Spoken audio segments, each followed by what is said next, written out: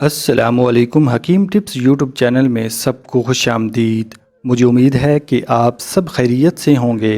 دعا ہے کہ آپ ہمیشہ خوش رہیں اور دوسروں کے ساتھ اپنی خوشیاں بانٹتے رہیں۔ پیارے دوستوں، آج ایک زبردست قسم کا نسخہ آپ کی خدمت میں لایا ہوں۔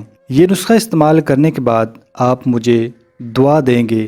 مزید آگے بڑھنے سے پہلے تمام نئے دوستوں سے گزارش کرنا چاہوں گا، اگر آپ چینل پر نئے ہیں تو برائے مہربانی سبسکرائب کر لیں اور ساتھ گھنٹی کے بٹن پر بھی لازمی کلک کر لیں تاکہ نئی ویڈیو کا نوٹیفیکیشن آپ کو بآسانی میسر ہو سکے۔ آج کی ویڈیو کا موضوع یہ ہے کہ وہ مرد جو بہت مردانہ کمزوری کا شکار ہیں، ہم بستری کے وقت عضو سخت نہ رہتا ہو، جس کی وجہ سے ایسے مرد حضرات کو مباشرت سے لذت حاصل نہیں ہوتی، تو ایسے افراد کو کون سا نسخہ استعمال کرنا چاہیے؟